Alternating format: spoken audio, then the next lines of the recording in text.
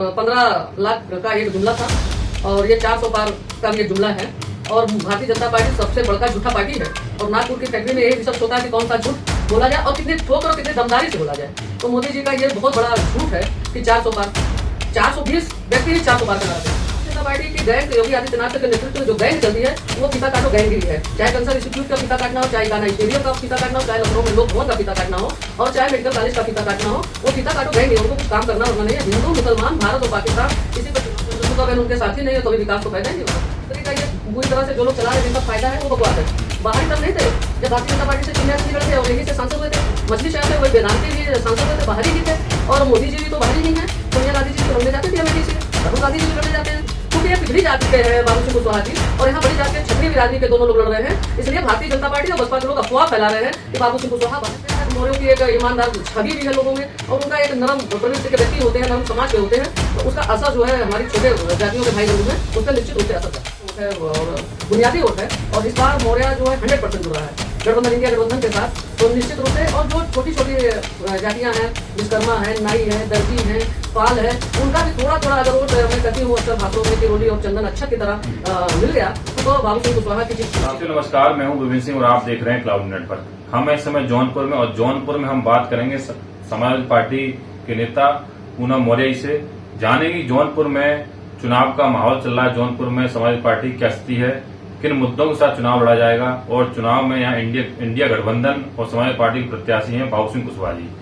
Ma'am आपको बहुत बहुत स्वागत है जी। बहुत बहुत धन्यवाद आपका। क्या तैयारी है चुनाव के लिए और किन मुद्दों से आप चुनाव में? जौनपुर में बहुत अच्छा चुनाव चल रहा है और ये जो समीकरण है कभी कभी मिलता है।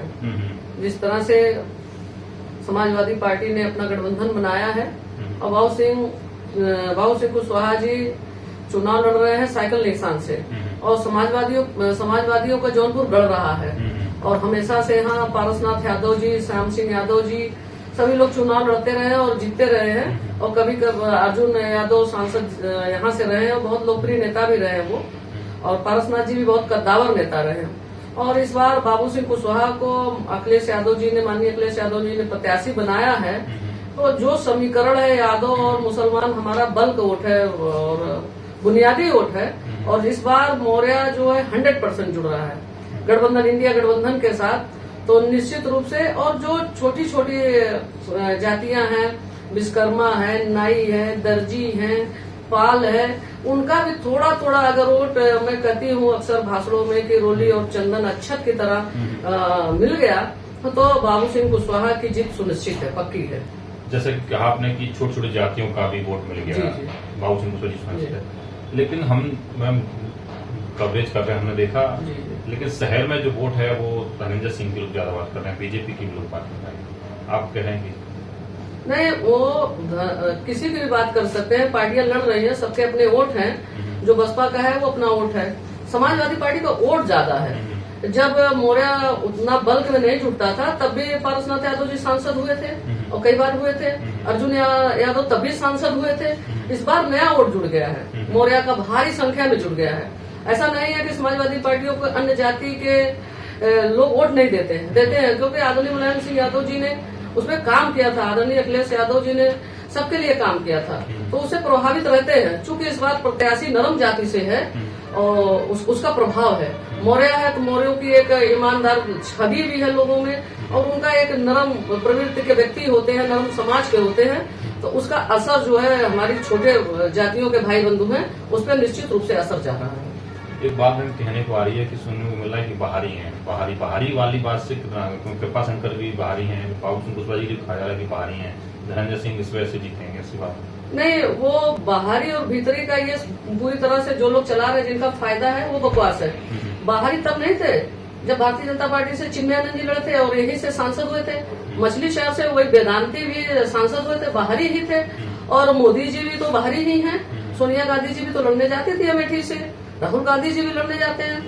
चूंकि ये पिछड़ी जाति के हैं बाबू सिंह कुशवाहा जी और यहाँ बड़ी जाति के क्षत्रिय बिरादरी के दोनों लोग लड़ रहे हैं, इसलिए भारतीय जनता पार्टी और बसपा के लोग अफवाह फैला रहे हैं कि बाबू सिंह कुशवाहा बाहरी हैं।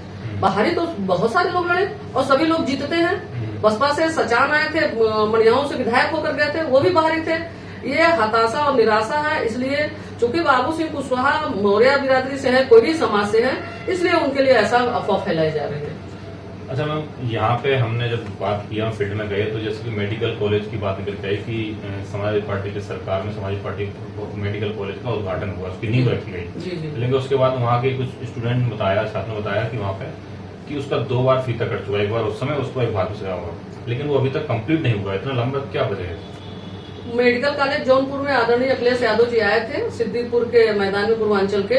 उन्होंने कहा था कि 2017 में इसकी ओपीडी चल जानी चाहिए, और पहले निर्माण निगम काम कर रहा था, फिर वो बदल गया, उसको पैसा नहीं मिला तो टाटा ग्रुप करने लगा, टाटा ग्रुप को भी पैसा नहीं लगा तो बीच में ठेकेदार जो है दरवाजा खिड़की सब उखाड़ ले गए, और आज भी अगर कोविड काल में चल गया होता मेडिकल कॉलेज तो शायद जौनपुर में जो बहुत सारी मौतें हो रही थी उसे बचा जा सकता है।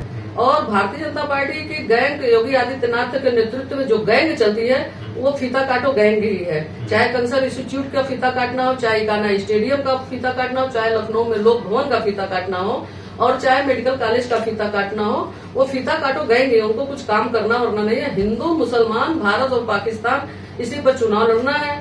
अभी पुलिस की भर्ती आई थी, पैसा सरकार ने खूब ढेर सारा इकट्ठा कर लिया, लेकिन नौकरी देने से मना कर लिया। क्यों मना कर लिया? क्योंकि वो जानते थे कि अगर ये हमने भर्ती किया, उनकी तो हर बात की पेपर लीक हो जाती है और सरकार ही पेपर लीक करवाती है। उन्हें पता था कि अगर मैंने इस भर्ती को किया तो सबसे ज्यादा यादव समाज के लड़के इस भर्ती में आ जाएंगे, इसलिए उन्होंने कैंसिल कर दिया। तो ये भी तो गलत है ना कि एक ही जाति के, एक ही समाज के लड़के सबसे ज्यादा। नहीं, वो मेहनत करते हैं, बाकी लोग मेहनत नहीं करते। नहीं, वो मेहनत करते हैं। मेहनत मैं बता देती हूँ इस बात पर। मेहनत इसलिए करते हैं, सरकार चाहे जिसकी हो, सबसे ज्यादा पुलिस में आएगा यादव ही। नहीं, ऐसा क्यों? मतलब फिर तो वही बात पूरी कर देते हैं तभी तो बताएंगे। धर्मापुर है यहाँ से 8 किलोमीटर, जहाँ आप बैठे हैं उससे आगे सेवई नाला है। वहाँ गांव के लड़के दौड़ते हुए टीडी कॉलेज आते हैं, पड़ता है कुल 10 किलोमीटर। 10 किलोमीटर वो दौड़ते हुए आते हैं कच्छा पहनकर, और टीडी कॉलेज के मैदान में 20 राउंड वो लगाते हैं, ऐसे 20 राउंड लगाते हुए फिर दौड़कर वहीं जाते हैं। उनका फिजिकल इतना तगड़ा होता है, उनके सीने इतने चौड़े होते हैं, इसलिए वो आते हैं। सरकार चाहे जिसकी आएंगे वही। पुलिस में मतलब बाकी लोग मेहनत नहीं करते। नहीं, अब मैं चुनाव का टाइम में नहीं कहना चाहती, वो मेहनत नहीं करते। जैसे हमारी बिरादरी, मौर्य बिरादरी, वो सुबह 4:30 बजे तक उठकर खेत में चली जाती है, धनिया मिर्चा ये करने। और निषाद समाज के बच्चे हैं, वो भी नहीं जाते हैं उतना करने, उसमें उस पर दिमाग नहीं लगाते हैं कि नहीं हम भी दौड़ लगा के। जो बच्चे चाहे जिस भी कास्ट के हों, जब वो दौड़ लगाते हैं तो वो पुलिस में आते हैं, लेकिन बल्क में नहीं आते हैं। अच्छा, बल्क में नहीं आते हैं। जैसे सेना की भर्ती होगी, रैली होगी तो उसमें भी यादव आ जाते हैं, उसमें तो कोई पार्टी है नहीं, तो वो आ जाते हैं। तो आरोप लगता है समाजवादी पार्टी पे, जब भी होते हैं समाजवादी पार्टी यादवों को भर्ती करती है, चाहे सेना मुलायम सिंह जी रक्षा मंत्री रहे, तो क्या ये सही? ये अच्छा सवाल है, इस पे मैं बोल सकती हूँ कि जब अखिलेश यादव जी की सरकार थी, माननीय अखिलेश यादव जी का, तो ये भारतीय जनता पार्टी ने एक वो अफवाह फैलाया कि 56 SDM यादव समाज के हो गए। और जब उसकी पूरी ये गलती हुई सरकार से, तो उनको श्वेत पत्र जारी करना चाहिए था, क्योंकि माननीय मुख्यमंत्री जी अखिलेश जी थे तो करना चाहिए था। किन्हीं कारणों से नहीं कर पाए, वो 6-11 SDM हुए थे। और आज जब भारतीय जनता पार्टी की सरकार है तो 30 और 31 IAS हो जा रहे हैं, SDM भी इसी संख्या में हो रहे हैं, तो क्यों नहीं रोक लेते हैं? इसका मतलब कि वो मेहनत करके ज्यादा पढ़ते हैं, और यादवों से ज्यादा तो पटेल समाज के लोग हैं।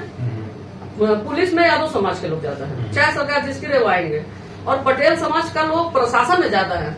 फर्स्ट क्लास की नौकरी में आप देख लीजिएगा, मेरे कहे तो मत मानिएगा, फर्स्ट क्लास की नौकरियों में सबसे ज्यादा अगर किसी समाज के लोग हैं तो पटेल समाज के हैं। उसके तीसरे नंबर पर मौर्य समाज के लोग आते हैं। अब इनको देखा देखी सारे समाज के लोग पढ़ रहे हैं, और जब पढ़ रहा है तो वो जो छोटे कम संख्या की जातियां हैं उनके भी बच्चे आ रहे हैं। क्योंकि जब माननीय मुलायम सिंह जी की सरकार आई तो उन्होंने इस पे काम किया, और सारे बच्चे जब पास होने लगे तो आज जो पीढ़ी पढ़ रही है, कोई चपरासी हो गया, कोई बाबू हो गया, कोई DM हो गया, कोई कलेक्टर हो गया, तो वो अपने बच्चों को दिल्ली और इलाहाबाद लगे पढ़ाने। जब पढ़ाने लगे तो हमारे घरों में पैसे आने लगे। हमारे घरों में जब पैसे आने लगे तो इससे RSS और भारतीय जनता पार्टी को काफी परेशानी होने लगी, जिसकी वजह से सारे रोजगार और शिक्षा को खत्म किया जा रहा है। कि OBC के बच्चे जब पढ़ लिख लेंगे ज्यादा और इनके पास ज्यादा संसाधन हो जाएंगे दलित के, तो हमारी बात नहीं मानेंगे, हमारी मोनोपोली खत्म होगी। आपने कहा कि जब पढ़ने लगे, नौकरी में आने लगे, पैसा आने लगा, सारी चीजें होने लगी, लेकिन मैम एक बात और है, कहा जा रहा है कि आरक्षण की समीक्षा होनी चाहिए। जैसा कि बिहार में जाति जनगणना हुई, बिहार में जाति जनगणना हुई, वहाँ सरकार थी लालू यादव जो नीतीश कुमार जी की। लेकिन मैम आज राहुल गांधी जी कह रहे हैं कि जाति जनगणना होनी चाहिए, सभी लोग कह रहे हैं। लेकिन जहाँ अगर कांग्रेस की सरकार है वहाँ क्यों नहीं करा, और जब उनकी सरकार तो उन्होंने आंकड़े आज जाति जनगणना बात कर। मैं कह रही हूँ कि सबसे पहले अगर इस जाति जनगणना की बात किसी ने शुरू की थी तो माननीय अखिलेश यादव जी ने किया था। सबसे पहले उन्होंने उत्तर प्रदेश की धरती में पर पकड़ा और कहा कि जाति जनगणना होनी चाहिए। और बिहार से भी ये बात आई थी, लालू प्रसाद यादव जी, चूंकि वो कमेरा समाज के लोगों की जुबान है और मंडल मसीहा भी हैं, उन्होंने दिया और बिहार में हुआ जो ज्वाइंट सरकार बनी। और शायद इसी का नतीजा था कि नीतीश कुमार को भारतीय जनता पार्टी ने हायर कर लिया। और अब राहुल गांधी कह रहे हैं जब जागो तभी सवेरा, तो राहुल गांधी जी कर रहे हैं अगर मौका मिलेगा इंडिया गठबंधन को तो उस अपनी गलती को सुधारेंगे। अच्छा, एक मैम कोविड वैक्सीन को लेकर बहुत सारी बातें हो रही हैं। अभी रिपोर्ट आई है कि कोविड वैक्सीन से उस समय कई लोगों को हार्ट अटैक से मौत हुई और कहा जा रहा है कि हाइपरटेंशन, बहुत सारी चीजों को बात हुई। लेकिन कोविड वैक्सीन का मोदी जी ने बहुत प्रचार किया था, बीजेपी की तरफ से बहुत ज्यादा प्रचार हुआ था कि हमने फ्री में कोविड वैक्सीन लगवाया, ये लगवाया, वो है। लेकिन अब इसकी जो बातें खुल रही तो कुछ और ही निकल गया। अभी तो खुलासा हो गया और ये ठीक बात है कि मैं उस बात को कहना चाहती हूँ कि जब सोनिया गांधी जी ने कहा था, गोधरा कांड हुआ था कि नरेंद्र मोदी मौत के सौदागर हैं, और जिस तरह से वैक्सीन का खुलासा हुआ तो निश्चित रूप से उनकी बात सच साबित हो रही है। वाकई में नरेंद्र मोदी की वैक्सीन जानलेवा थी और उनकी वैक्सीन मौत की सौदागर थी। और उन्होंने 500 1000 करोड़ कंपनी से लिया और भारत के जो आबादी है उसकी जान से खिलवाड़ किया और उनको मारने का एक उपक्रम बनाया, पूरा उपक्रम बनाया उन्होंने।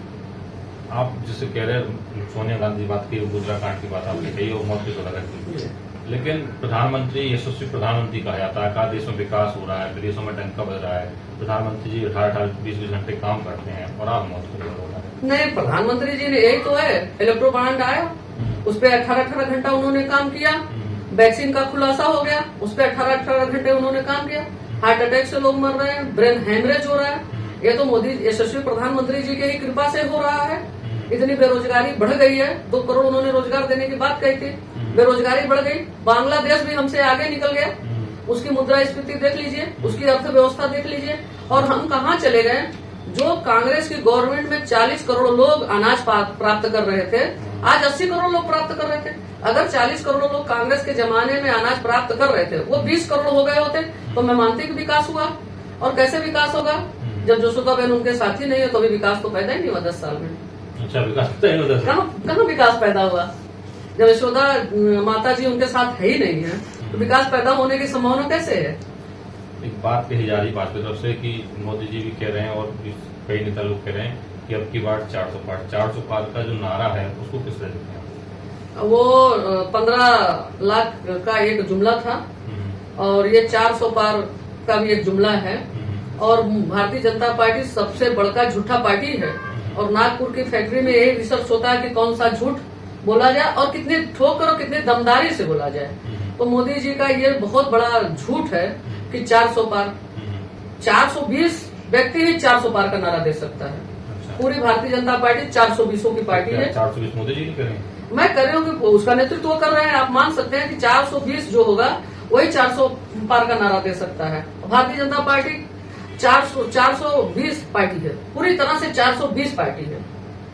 420 पार्टी है, तो 420 पार्टी देश की सबसे बड़ी पार्टी है, देश की सबसे बड़ी पार्टी है। तो क्या हुआ, 420 नंबर भी तो बड़ा है। अच्छा, नंबर ही बड़ा, 420 नंबर भी बड़ा है। उनके मित्र अडानी, उनके मित्र मुकुल चौकसी, मेहुल चौकसी, तो 420 की तो पार्टी है। और फिर जितने भी भ्रष्टाचारी हैं सब मोदी जी के वॉशिंग मशीन में धूल कराते हैं। कह रहे हैं कि जब मैं तीसरी बार आऊंगा तो एक भी भ्रष्टाचारी बचेगा नहीं। और जो पूरे देश के नामी गिरामी भ्रष्टाचारी थे, अजीत पवार हो, भुजबल हो, चाहे नहीं हो, जो भी हो, सबको तो उन्होंने पवित्र करके मंत्र जाप करके छिड़क कर अपने पास रख लिया। और कौन से भ्रष्टाचार की बात करते हैं, किस भ्रष्टाचार की बात करते हो। अच्छा मैम, जौनपुर के लोकल क्या मुद्दे हैं हमें जिनके लिए आप जब आप कैंडिडेट जी किया तो क्या जौनपुर के लोकल मुद्दे? जौनपुर में क्रॉसिंग की बहुत बड़ी प्रॉब्लम है। और पूरी जौनपुर आप देखे होंगे, घूमे होंगे, तो क्रॉसिंग से आच्छादित है, उस पे पूरे क्रॉसिंग पर ओवरब्रिज होना चाहिए, ओवरब्रिज होना चाहिए। और यहाँ पर बहुत सारी जैसे कि आबादी ज्यादा है तो खेल के मैदान नहीं है, पार्क नहीं है। माननीय अखिलेश यादव जी ने एक लोहिया पार्क बनवा दिया था पॉलिटेक्निक के पास, वही पार्क है। जब लोग चलते हैं सुबह मॉर्निंग वॉक करते हैं तो एक दूसरे की बदन छुआने की नौबत आती है, और यहाँ पर पार्क भी चाहिए। और दूसरी बड़ी बात यह है कि अगर जौनपुर में बाबू सिंह कुशवाहा जी जीतते हैं तो मांग यही होनी चाहिए कि यहाँ पर एक ऐसा हाईटेक टेक्नोलॉजी का निःशुल्क जांच केंद्र खुलना चाहिए, निःशुल्क जांच केंद्र खुलना चाहिए, हाई प्रोफाइल।